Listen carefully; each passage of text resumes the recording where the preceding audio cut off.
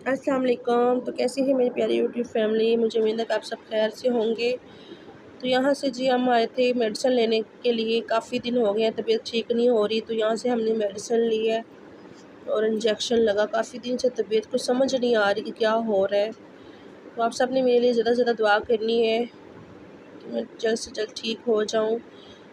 तो मैंने कहा आप सब बहन भाइयों को बता दूँ कि मेरा ब्लॉग क्यों नहीं आ रहा। मेरी तबीयत बहुत ज़्यादा ख़राब है, आप सब ने ज़्यादा से ज़्यादा दुआ करनी है। तो यहाँ पर हम ऊपर आए थे, नीचे क्लिनिक है, ऊपर हम आए, ऊपर हमारा कज़न रहता है, ये जो क्लिनिक पर काम करता है। तो ये हमने यहाँ से मेडिसिन ली है। तो ये देखिए बाज़ार है और लोगों ने अपने घरों में लाइटें लगाई हुई हैं माशाल्लाह। ईद मिलाद की ना कल 12 रबी अव्वल है। अल्लाह पाक आप सबको अपने ज़ुबान में रखे, अल्लाह पाक सब पर अपना रहम करम बनाए रखे। तो ओके जी, अल्लाह हाफ़िज़, फ़ी अमानिल्लाह। हँसते रहें, मुस्कुराते रहें।